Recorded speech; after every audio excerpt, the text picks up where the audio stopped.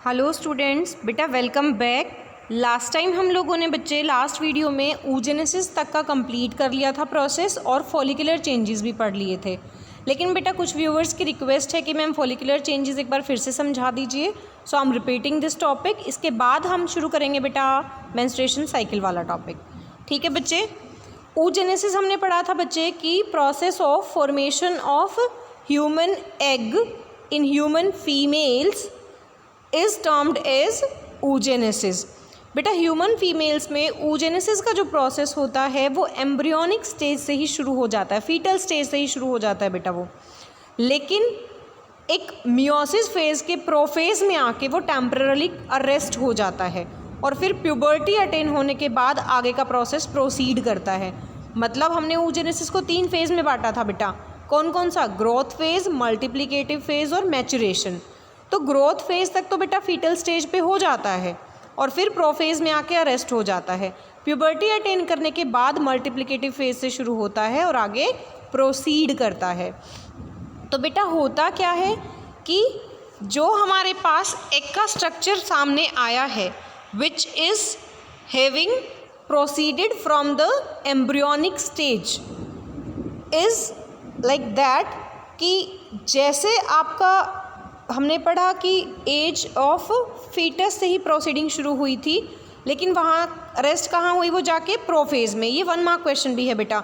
Eight which phase meiosis arrested in human females? तो it is at prophase of oogenesis। याद रखना बेटा। और प्राइमरी oocyte तक वो फॉर्म में आके रुक गई थी जहाँ तक कि आपकी ग्रोथ फेज़ है। प्यूबर्टी अटेन होने के बाद मैंने बोला बेटा मल्टीप्लिकेटिव फेज़ शुरू होती है, यानी कि मियोसिस 1 और मियोसिस 2 होता है। उनसे क्या बनते हैं बेटा? सेकेंडरी फॉलिकल्स और टर्शरी फॉलिकुलर स्ट्रक्चर्स, जहाँ पे एंट्रम कैविटी डेवलप करती है। और इस कैविटी के डेवलप करने से होता क्या है बेटा? जो हैप्लॉइड सेकेंडरी oocyte बना था उसी के साथ एक टाइनी पोलर बॉडी बन जाती है और उसमें चेंज आके उससे ग्राफियन फॉलिकल बनता है। जो सेकेंडरी oocyte होता है बेटा उसके बाहर डेवलप कर जाती है जोना पेलुसिडा, जो कि आपकी एग की ही एक मेम्ब्रेन या लेयर कहलाती है। और फिर ग्राफियन फॉलिकल रप्चर करता है, वहाँ से एग को रिलीज़ करता है at the mid of menstruation cycle, that is on the 14th day of menstruation cycle. और उस प्रोसेस को कहते हैं बेटा ओव्यूलेशन। जो कुछ भी आपने यहाँ पढ़ा वो सब बेटा उस डायग्राम में शोन है, जो oogenesis के फ्लो चार्ट के साइड में शो हो रखा है कि प्राइमरी oocyte तक कब बना था बेटा आपका? फीटल स्टेज में। फिर वो किस में कन्वर्ट हो जाता है? प्राइमरी फॉलिकल्स में। फिर उसमें फर्दर ग्रोथ होती है, मैचुरेशन होता है, एंट्रम डेवलप करती है, सेकेंडरी टर्शरी स्ट्रक्चर्स बनते हैं, मैच्योर फॉलिकल बनता है। मैच्योर फॉलिकल से रप्चर्ड फॉलिकल होता है, इनके और फॉलिकल रप्चर करेगा, ओव्यूलेशन होगा और उसमें से एग रिलीज हो जाएगा। ये आपको ओवरी का ही सेक्शनल व्यू दिखा रखा है बेटा। और इसके बाद हम पढ़ते हैं बच्चे menstruation cycle and fertilization. Basically बेटा मेंस्ट्रुअल साइकिल होती क्या है? मेंस्ट्रुअल साइकिल आपका एक ऐसा फेज़ है, साइक्लिक फेज़, जो सभी प्राइमेट्स में होता है प्यूबर्टी की एज पे आके, इंक्लूडिंग ह्यूमन बींग्स। और जब फर्स्ट मेंस्ट्रुएशन साइकिल होती है बेटा उसे मेन आर्क बोलते हैं, और जो लास्ट मेंस्ट्रुअल फेज़ होती है उसे मेनोपॉज बोलते हैं बेटा। अगर हम ह्यूमन फीमेल्स की बात करें बच्चे, तो ह्यूमन फीमेल में ये साइकिल 28 डेज़ ±5 डेज़ की होती है। और इस साइकिल के अंदर डिफरेंट फेजेस आती हैं बेटा, और उन सारे इवेंट को मिला के हम मेंस्ट्रुअल साइकिल बोलते हैं। उन फेजेस में आती है बच्चे आपकी कौन कौन सी फेज़? मेंस्ट्रुअल फेज़, और you can say menstrual flow phase, follicular phase, then comes the ovulatory phase and end of the cycle.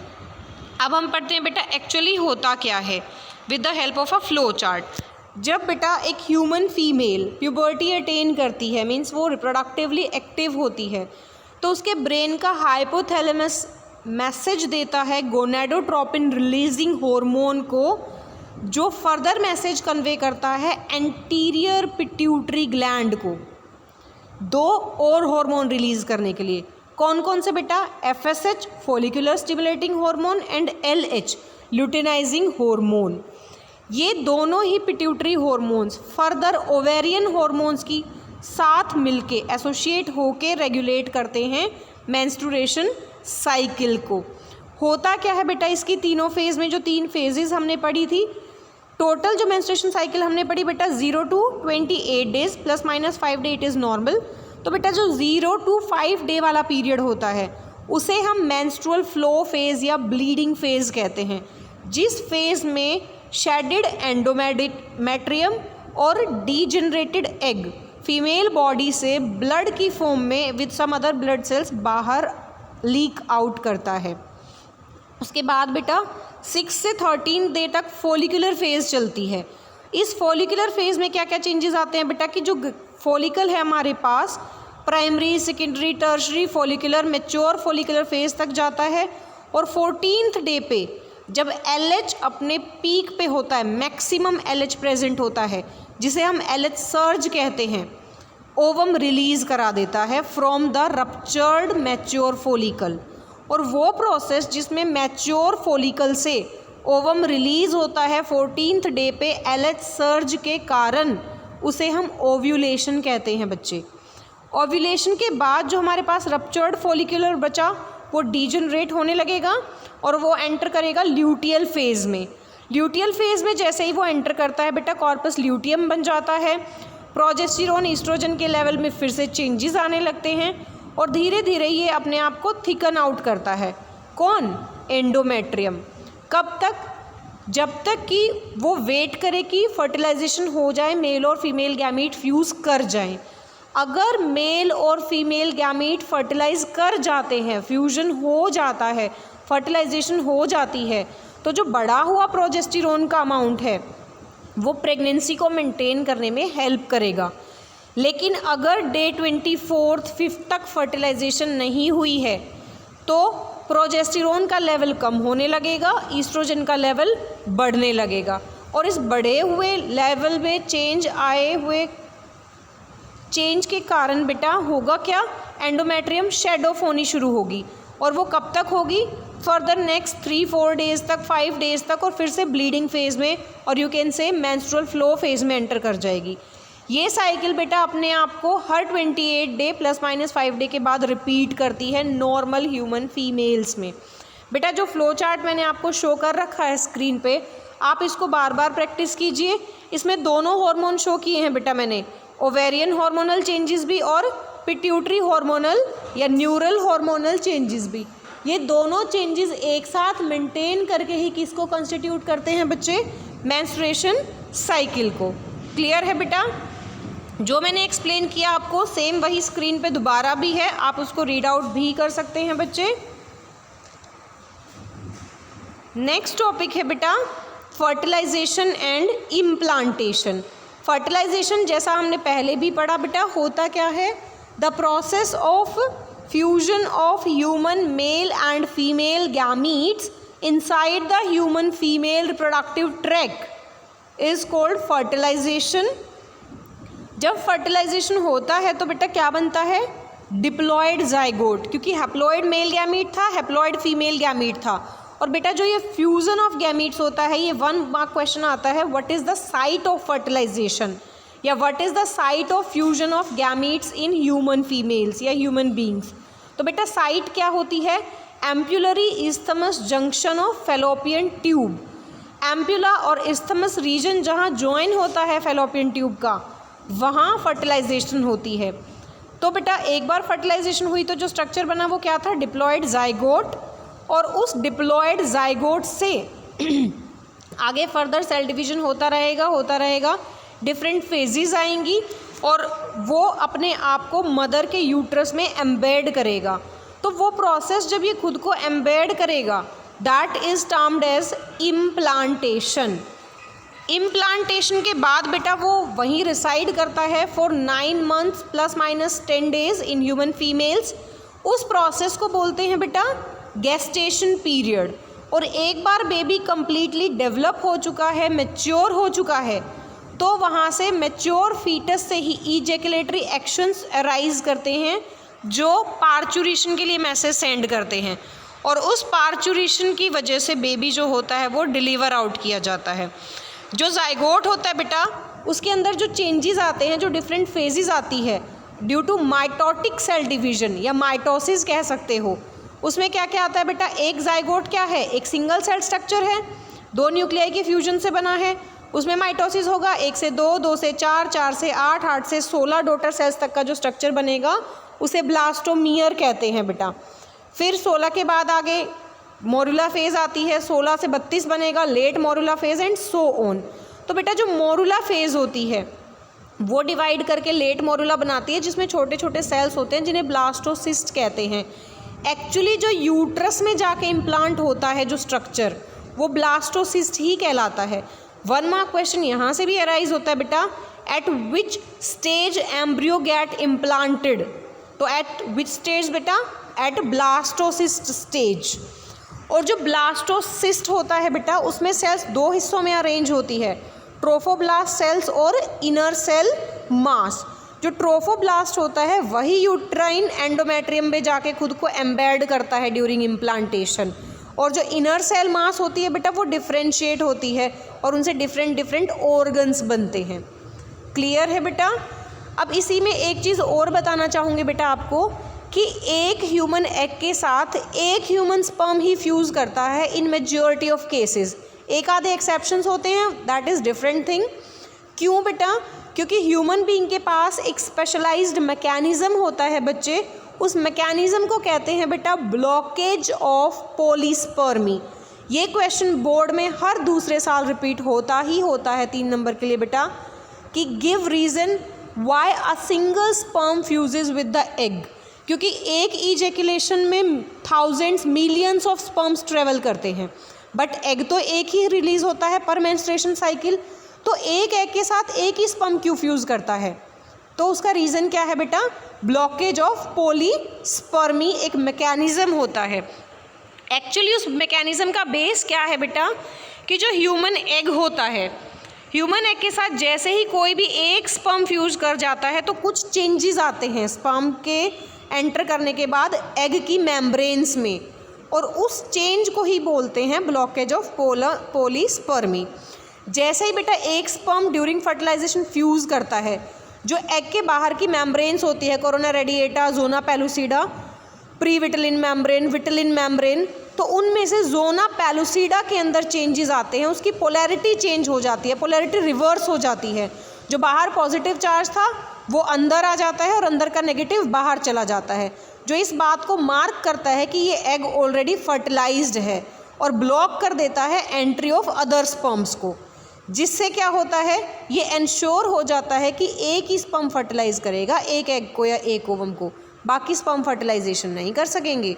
जो एंजाइमेटिक सीक्रीशंस होती है एक्ट्रोसोम की, वो हेल्प करती हैं स्पर्म को साइटोप्लाज्म ऑफ द एग में मूव करने के लिए। ये हमने जहाँ स्ट्रक्चर ऑफ स्पर्म पढ़ा था लास्ट वीडियो में, वहाँ पढ़ लिया था, उसकी कॉम्पोजिशन भी पढ़ ली थी। क्लियर है बेटा। नेक्स्ट हम टॉपिक पे आते हैं बेटा, pregnancy, parturition and lactation. Pregnancy क्या होती है बेटा? इम्प्लांट होने के बाद ट्रोफोब्लास्ट से फिंगर लाइक प्रोजेक्शन अराइज होता है, और उस प्रोजेक्शन को हम बेटा कोरियोनिक विलाई कहते हैं, जो एंडोमेट्रियम के यूट्राइन टिश्यू या मैटरनल ब्लड के साथ अपने आप को इनगल्फ इन्फ्यूज़ कर लेता है, उसके साथ वो फंस जाता है, अरेंज कर देता है खुद को, और उसी से इंटीग्रेटेड यूट्राइन स्ट्रक्चर निकलता है जिससे प्लेसेंटा बनती है, और वो प्लेसेंटा एक कनेक्शन डेवलप करती है डेवलपिंग फीटस और मदर के साथ, ताकि वहाँ से ऑक्सीजन का, न्यूट्रिएंट्स का, एक्सक्रीटरी वेस्ट का एक्सचेंज हो सके। प्लेसेंटा को बेटा एक एंडोक्राइन ग्लैंड भी कहते हैं। ये 2 नंबर का क्वेश्चन है बेटा बोर्ड के पॉइंट ऑफ व्यू से, और बहुत इंपॉर्टेंट है, क्योंकि प्लेसेंटा से भी बहुत सारे हार्मोन रिलीज़ होते हैं। प्लेसेंटा जो होती है बेटा वो कनेक्ट होती है एम्ब्रियो से अम्बिलिकल कॉर्ड के थ्रू, और प्लेसेंटा से हार्मोन्स रिलीज़ होते हैं, इसीलिए इसको एंडोक्राइन ग्लैंड कहते हैं।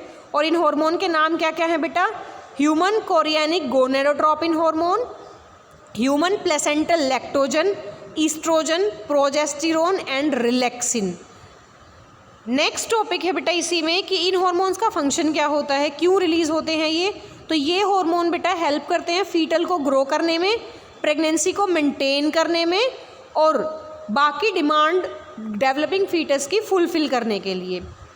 एक बार जब प्लेसेंटेशन हो चुकी होती है ना बेटा, तो जो इनर सेल मास था जिसे हमने कहा था डिफ्रेंशिएट होता है एम्ब्रियो के अंदर, वो एक्टोडर्म, मेसोडर्म, एंडोडर्म, तीनों जर्म लेयर्स बनती हैं, डिफरेंट टिश्यूज़ ऑर्गन्स अराइज करते हैं।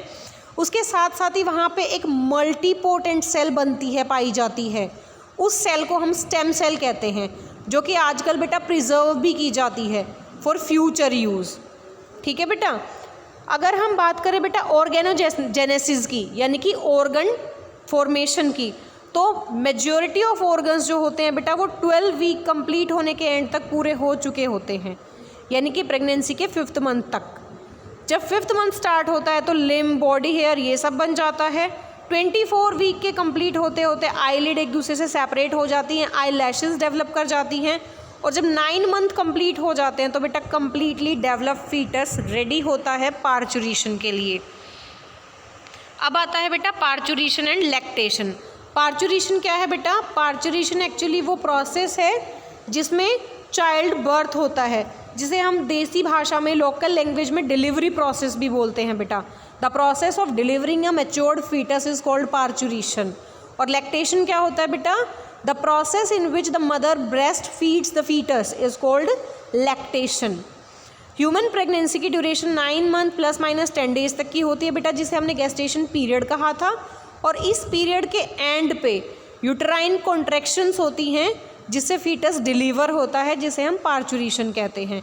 और पार्चुरेशन बेटा एक न्यूरो एंडोक्राइन मैकेनिज्म है, जो सिग्नल देना कहाँ से शुरू करता है? From the developed fetus and the placenta. हमेशा याद रखना बेटा कि मैकेनिज्म ऑफ पार्चुरेशन के लिए मैसेज कहाँ से आता है? डेवलप्ड फीटस से। जो मदर के वूम में फीटस प्रेजेंट है, जब वो कंप्लीटली ग्रो कर चुका है, मैच्योर हो गया है, तो वो मैसेज देता है पार्चुरेशन के लिए with the help of placenta, जिसे हम फीटल इजेक्शन रिफ्लेक्स के नाम से जानते हैं। इसके कारण बेटा ऑक्सीटोसिन रिलीज होता है हमारी पिट्यूटरी से, जो इन यूट्राइन कॉन्ट्रैक्शन को और भी ज़्यादा स्ट्रोंग कर देता है, ताकि फीटस को पुश कर सके टुवर्ड्स बर्थ कैनाल मदर, और फिर जाके बेबी का बर्थ होता है। जब प्रेगनेंसी का पीरियड यानी कि गेस्टेशन पीरियड चल रहा होता है बेटा, उस दौरान जो मेमरी ग्लैंड होते हैं उनमें भी डिफरेंशिएशन और मिल्क प्रोडक्शन शुरू हो जाती है due to prolactin hormone and oxytocin. और एंड ऑफ प्रेगनेंसी पे यानी कि पार्चुरेशन के बाद मदर के मेमरी ग्लैंड से मिल्क इजेक्शन, मिल्क का रिलीज़ होना शुरू हो जाता है। और जो पहला मिल्क रिलीज़ होता है मदर की बॉडी से, जो येलो कलर का होता है और बहुत रिच होता है एंटीबॉडीज़ और इम्यूनोग्लोबिन्स में, उसे हम बेटा कोलेस्ट्रम कहते हैं। और ये कोलेस्ट्रम न्यूबॉर्न बेबी को डिजीज़ से फाइट करने के लिए एबिलिटी प्रोवाइड करता है, यानी कि बेबी के लिए इम्यूनिटी बूस्टर की तरह एक्ट करता है। क्लियर है बेटा? Thank you.